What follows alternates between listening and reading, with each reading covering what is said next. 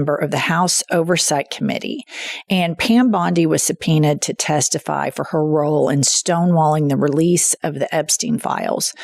Why isn't she there? And what can Democrats continue to do to make sure that she faces accountability? That was the sound of the Attorney General of the United States describing how the system should work.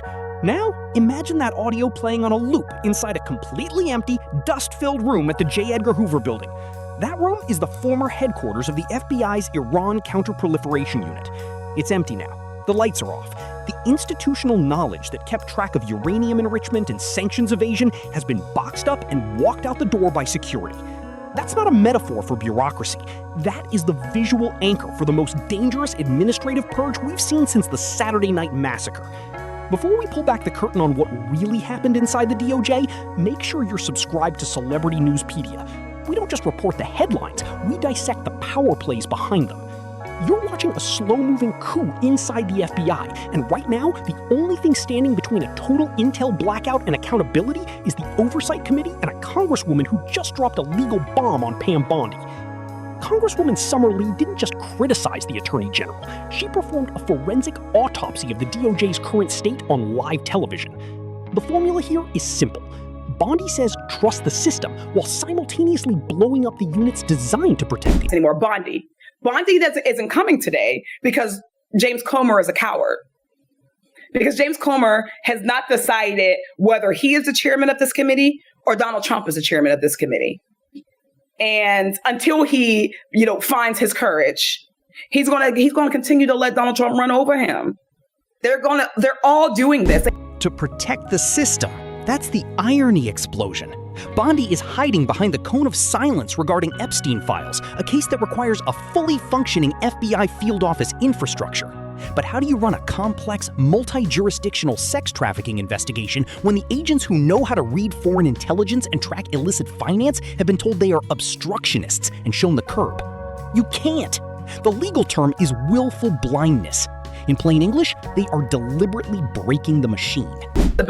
We will take up the responsibility of holding these people accountable that they were not willing to.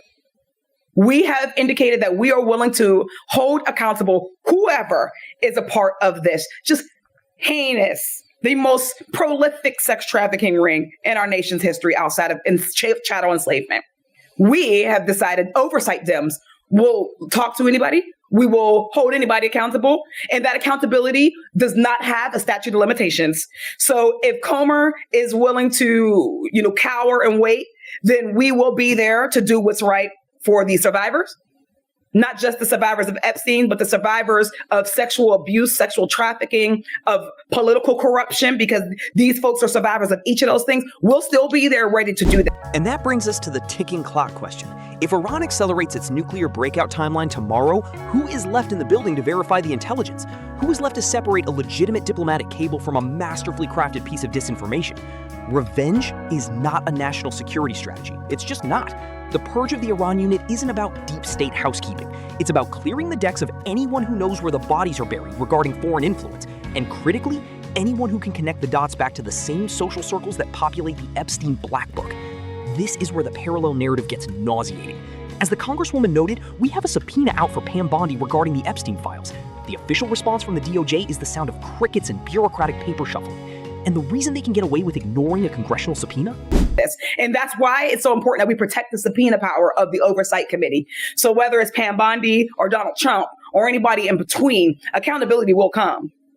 Right? We will be there to hold them. We will be there to make sure that there's responsibility here, that there's some justice here. And that's not going to be easy. And that's why this Epstein case has been unique. It has been important because it has shown the point where all Americans have reached, their line in the sand. All Americans, Democrats, Republicans, Independents, all of them have said, this is too much. We will not let go of this thing. Donald Trump expected them to let go. Pam Bondi expected them to let go. But we are not going to let go. We're not taking our foot off, the gas or next. right now, because it's that important that Americans realize that we are willing to fight to build a system that does not privilege and prioritize the already wealthy. Is precisely because they've already purged the department of any semblance of independence. They are using the same playbook to dodge oversight on Epstein that they used to dismantle national security.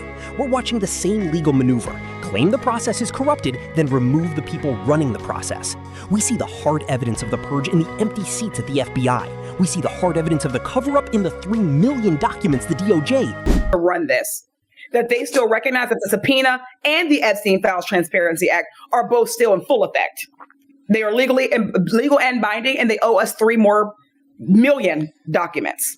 So more to come. And don't you know, those that they are hanging on to have got to be some of the most disturbing shit we have ever seen in our lives, because the stuff that's come out, I'm pretty shock proof, has been so shocking. From, like the first law firm that bent the knee to Trump. Well, who's in the Epstein files? And you start to see all of the perimeter of the people around this fascist regime. Everybody's in freaking Epstein files. And so not only still refuses to turn over despite a legally binding Transparency Act.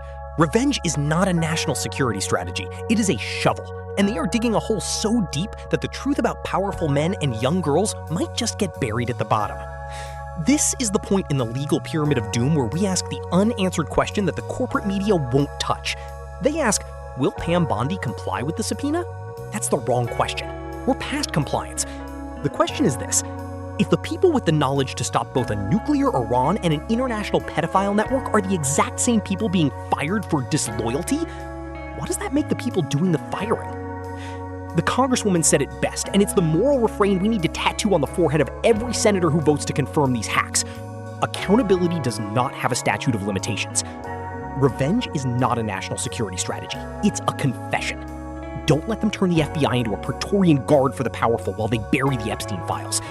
Read the public court filings on the FBI whistleblower cases yourself. Go look at the docket for the Epstein Transparency Act. Then come back to this video and answer one specific question in the comments below. Who benefits most from having a Justice Department that is both blind and terrified? I'll see you in the comments. And if you want to stay ahead of this story as this legal vice tightens around Bondi and the remnants of Maine justice, smash that like button, share this breakdown, and subscribe to Celebrity News Worldpedia right now. Hit the notification bell so you don't miss the next subpoena deadline explosion.